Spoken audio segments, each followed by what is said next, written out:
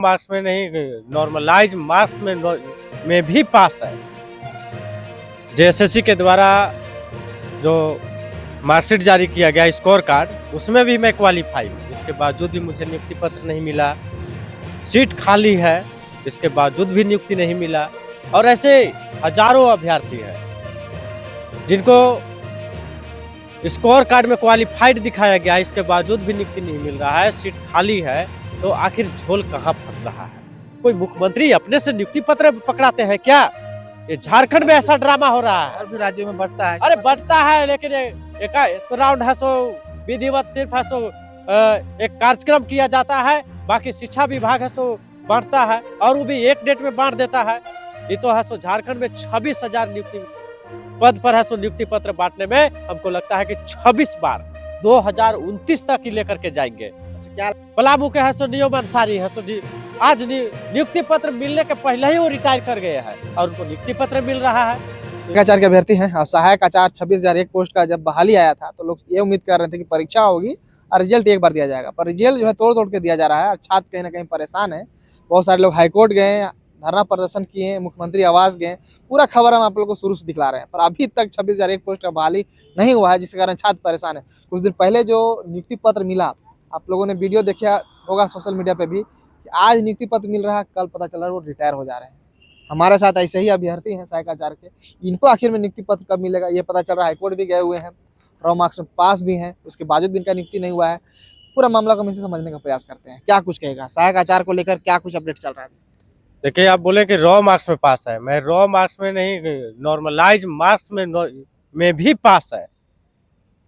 JSSC के द्वारा जो मार्कशीट जारी किया गया स्कोर कार्ड, उसमें भी मैं क्वालिफाई हूँ। इसके बावजूद भी मुझे नियुक्ति पत्र नहीं मिला। सीट खाली है, इसके बावजूद भी नियुक्ति नहीं मिला। और ऐसे हजारों अभ्यर्थी हैं जिनको स्कोर कार्ड में क्वालिफाइड दिखाया गया, इसके बावजूद भी नियुक्ति नहीं मिल रहा है, सीट खाली है। तो आखिर झोल कहाँ फंस रहा है?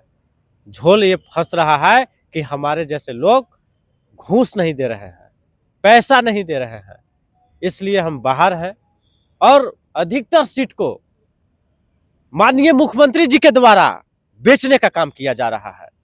अभी इसलिए मैं बोल रहा हूं कि शिक्षा का विभाग माननीय मुख्यमंत्री जी के पास है। माननीय मुख्यमंत्री जी नियुक्ति पत्र बांटते हैं, तो भैया आप नियुक्ति पत्र बांटते हैं तो आप टुकड़ा टुकड़ा में क्यों बांट रहे हैं? 1000 को, 2000 को, 500 को, तो कभी 8000 को। तो जितना लोग को सेटिंग होता है उतने लोग को नियुक्ति पत्र बांटते हैं, लगा देते हैं कि आप सीट जो है बिक रहा है। तो एक बार में क्यों नहीं दे रहे हैं? एक बार में देना चाहिए ना। परीक्षा एक बार न हुआ था, विज्ञापन एक बार न निकला था, तो एक बार 26,000 एक पद पर है सो नियुक्ति देना चाहिए था। 30,000 या 35,000 जितना भी अभ्यर्थी सफल हुए थे उन सबको एक बार काउंसलिंग कराना चाहिए था, एक बार डॉक्यूमेंट वेरिफिकेशन करा लेते और उसमें 26,000 एक पद पर है सो अभ्यर्थी को है सो नियुक्ति पत्र दे देते। अभ्यर्थी तो सफल है, सीट खाली है, फिर भी ये टुकड़ों टुकड़ों में बांट रहे हैं, आईवास का काम कर रहा है, दिखावा का काम कर रहा है कि हम बहुत नियुक्ति पत्र बांटने वाले सरकार है। बार बार सोशल मीडिया में और न्यूज में है सो चर्चित में रहना चाह रहे हैं माननीय मुख्यमंत्री जी। अरे कोई मुख्यमंत्री अपने से नियुक्ति पत्र पकड़ाते हैं क्या? ये झारखंड में ऐसा ड्रामा हो रहा है। और भी राज्यों में बढ़ता है। अरे बढ़ता है, लेकिन एक तो राउंड है सो विधिवत सिर्फ है सो एक कार्यक्रम किया जाता है, बाकी शिक्षा विभाग है सो बांटता है, और वो भी एक डेट में बांट देता है। ये तो है सो झारखंड में 26,000 नियुक्ति पद पर है सो नियुक्ति पत्र बांटने में हमको लगता है कि 26 बार 2029 तक ही लेकर के जाएंगे। अच्छा, क्या लग रहा है कुछ दिन पहले जो नियुक्ति पत्र मिला, एक तरह से पता चल रहा है उसमें एक मतलब बुजुर्ग जो थे, आज नियुक्ति मिल रहा है उनको, पता चला कल जो है हाँ, तो रिटायर भी हो जा रहे हैं। इनको झारखंड में शिक्षक नहीं देना है, पढ़ाने वाला शिक्षक नहीं देना है, झारखंड के लोगों को बुड़बक रखना है, झारखंड के विद्यार्थियों को नहीं देना, तो नियुक्ति फिर पद बट क्यों रहा है? बस दिखावा के लिए कि हम इतना 1000 नियुक्ति पत्र बांट दिए, उसमें से 500 है से दूसरे दिन है सो रिटायर कर जा रहे हैं। कोई 3 महीना में रिटायर करेगा, कोई 6 महीना में रिटायर करेगा, तो नाम के लिए नियुक्ति बट रहा है, उससे क्या फायदा हुआ? पलामू के है सो नियम अंसारी है सो आज नियुक्ति पत्र मिलने के पहले ही वो रिटायर कर गए हैं और उनको नियुक्ति पत्र मिल रहा है। तो कह रहे थे कि एक आध दिन अगर मेरा से अगर मतलब पढ़ा लिया जाता, नौकरी कर लेते तो और खुश रहते वो। खुश रहते लेकिन ऐसा तो हुआ नहीं। हुआ नहीं ऐसा। हुआ नहीं बेचारे हसो नियुक्ति पत्र ले करके भी हसो समझिए कि शर्मिंदा महसूस कर रहे हैं। अच्छा, अब जो है कितना सीट बच जा रहा है, क्या लग रहा है कितना सीट वैकेंट रह रहा है अभी सहायक अभी भी 13,500 सीट है सो खाली है। और ये माननीय मुख्यमंत्री जी देखिएगा 13,500 सीट भरने में कम से कम 14-15 बार है सो नियुक्ति पत्र वितरण समारोह करेंगे और लाखों लाख है सो करोड़ों करोड़ रुपया है सो टंट घंट लगाने में है सो बर्बाद करेंगे। और तब तक मतलब 2029 होने तक है ना कि समझिए कि आओ किसी को 6 महीना बचल होगा, किसी को साल भर बचल होगा, किसी को 2 साल बचल होगा, किसी को 3 साल बचल होगा, उस सबको है सो आज तरी नियुक्ति पत्र देंगे और काल तरी को रिटायर करेगा। ये बताइए, आप लोग हाईकोर्ट भी गए हुए थे, वहाँ क्या कुछ मामला चल रहा है? पता चला हाईकोर्ट गए हैं कि भाई जो डीबी सफल थे उनको जो है रिजल्ट नहीं दिया गया, बहुत सारा मैटर जो था, वहाँ क्या कुछ चल रहा है?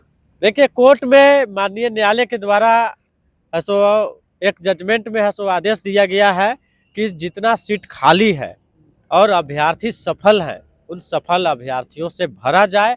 जेएसएससी को फटकार लगाया गया है लेकिन जेएसएससी और ये झारखंड के सरकार थेथर समझिए कि थेथर इन लोग थेथर की तरह है सो कोर्ट के आदेश का भी पालन नहीं कर रहे हैं और अपना तानाशाही दिखा रहे हैं। जैसे कि झारखंड में लोकतंत्र नहीं चल रहा है, राजतंत्र चल रहा है। और यहाँ पर समझिए कि सरकारें जब उसमें संलिप्त है तो यहाँ का कानून और व्यवस्था और न्यायालय कैसा होगा सो आप समझ सकते हैं। अच्छा, क्या लग रहा है आप लोग इससे पहले जब है कुछ प्रॉब्लम होता था तो धरना प्रदर्शन करते थे, मुख्यमंत्री आवास जाते थे, घेराव करेंगे, सब आप लोग स्थिर हो गए, एकदम साइलेंट हो गए? अब हम लोग मामला को लेकर के है माननीय उच्च न्यायालय में चले गए हैं, इसलिए है सो धरना प्रदर्शन का काम बंद कर दिए हैं। शुरुआत में जब तक हम लोग कोर्ट में केस नहीं फाइल किए थे तब तक माननीय मुख्यमंत्री से भी मिलने का कोशिश किए, मुख्यमंत्री का आवास का भी घेराव किए, महामहिम राज्यपाल से भी मिले, जेएसएससी में भी धरना प्रदर्शन किए। लेकिन जब कहीं से है सो हम लोगों का रास्ता है सो समझिए कि नहीं निकला, तब जाकर के हम लोग जो हैं सो माननीय उच्च न्यायालय में केस किए हुए हैं, जहां पर हेयरिंग हो रहा है। वहां भी है सो थेथरलॉजी का पाठ है सो इन लोग पढ़ करके बैठे हुए हैं। न्यायालय के द्वारा है सो जवाब दाखिल करने का है सो नोटिस जारी होता है तो आधे अधूरे है सो जवाब लेकर के जेएसएससी है सो न्यायालय में पहुंचती है और फिर से है सो गिड़गिड़ा करके और है सो टाइम मांगता है कि हमको और टाइम चाहिए और है सो हमको जो जवाब बनाने के लिए अगला डेट चाहिए। तो इस तरह का है सो कार्यक्रम चल रहा है। एक तरह से कहा जाए तो आप लोग अब आंदोलन वगैरह जो करते थे वो सब अब नहीं कीजिएगा? नहीं अब आंदोलन क्यों करेंगे, सब कोर्ट में कोर्ट का रुख कर गए हैं। अब कोर्ट में ही है सो हम लोग आशा उम्मीद लगा करके बैठे हुए कि माननीय उच्च न्यायालय के द्वारा हम हेयरिंग का कुछ पता है आगे क्या कुछ होने वाला है? आगे है सो हम लोग के पक्ष में आएगा, पिटिशनर का हित में आएगा, पिटिशनर से है सो सीट को भरा जाएगा। इस तरह से है सो संकेत है सो माननीय सुनवाई कब है, कुछ है पता है? 4 अगस्त को है सो सुनवाई है। 4 अगस्त को 4 अगस्त को सुनवाई मैटर को लेके है? नॉर्मलाइजेशन मैटर को। नॉर्मलाइजेशन को लेकर, और नॉर्मलाइजेशन ही अब मेन फैक्टर बन गया है, चाहे जिनका डीवी से हो चुका है, डीवी सक्सेस है, फिर भी उनको नॉर्मलाइजेशन में बाहर किया गया है। और बहुत सारे अभ्यर्थी को ऐसो डीवी नहीं भी हुआ है उनको तो सीधे ऐसो आउट किया गया है। तो जबकि नॉर्मलाइज मार्क्स में भी अभ्यर्थी सफल हैं, उसका खुद मैं जीता जागता उदाहरण हूँ। मैं नॉर्मलाइज मार्क्स में भी सफल हूँ, सीट खाली भी है, इसके बावजूद भी नियुक्ति नहीं मिला है। क्या मैसेज दीजिएगा अंत में अभ्यर्थियों को? अभ्यर्थियों को मैं मैसेज दूंगा कि 4 अगस्त को जो सुनवाई होना है, जितने भी अभ्यर्थी हैं उसमें लगभग 10,000 प्लस अभ्यर्थी हैं जो कि अलग अलग एडवोकेट के माध्यम से है सो अपना केस है सो माननीय उच्च न्यायालय में फाइल किए हुए हैं। तो सभी अभ्यर्थियों से, सभी पिटिशनर से मेरा आग्रह होगा कि 4 अगस्त को जो सुनवाई होना है उसके लिए आप लोग भी कमर कस के रेडी रहिए। और उसमें मैं बड़े वकील को उतारने का मैं प्लान किया हूँ, आप लोग भी कमेंट में है सो लिखिए। बड़े वकील उतारने के लिए आप लोग मुझे सहयोग और समर्थन दीजिए ताकि बड़े वकील को उतार करके और जेएसएससी को ऐसो समझिए कि कोर्ट के कटघरे में ऐसो खड़ा किया जाए और उसको समझिए कि नियुक्ति के लिए ऐसो वहां से हम लोग आदेश निकलवाएं ताकि जब तक बड़े वकील को उतारेंगे नहीं तब तक ऐसो समझिए कि जेएसएससी नतीजा पर नहीं आएगा और जेएसएससी को फटकार जोरदार नहीं लगेगा। और जब नहीं लगेगा तो ये टाल मटोल डेट पर डेट पड़ता रहेगा। अब हम लोग को बड़े से बड़े वकील उतार करके और इसको बहस कराने की जरूरत है। मैं तो अभ्यर्थियों से आपके चैनल के माध्यम से अपील भी करता हूँ कि अगर अच्छा खासा सहयोग और समर्थन मिले तो हम लोग मिलजुल करके और माननीय सुप्रीम कोर्ट से बड़ा वकील को हायर करके है सो हम लोग लाए और समझिए कि एक ही डेट में है सो बहस करवा करके और अपना है सो हम लोग जजमेंट प्राप्त करें। क्योंकि जैसे जैसे डिले हो रहा है हम लोग का एज भी पार होता जा रहा है। हम लोग क्या आज नियुक्ति पत्र लो और कर रिटायर हो, 2 साल 4 साल 5 साल नौकरी करने के लिए हम लोग ये केस लड़ रहे हैं, ये परीक्षा पास किए हैं क्या? इसलिए ज़्यादा विलम्ब न करके हम लोग संगठित हो और संगठित होकर के एक बड़े वकील को हायर करके और इसको है सो बहस कराने की ज़रूरत है। और मैं उम्मीद करता हूं कि 4 अगस्त को बड़े वकील उतारने के लिए हमारे सभी पिटिशनर साथी, हमारे सभी सहायक आचार्य है सो मुझे साथ देंगे।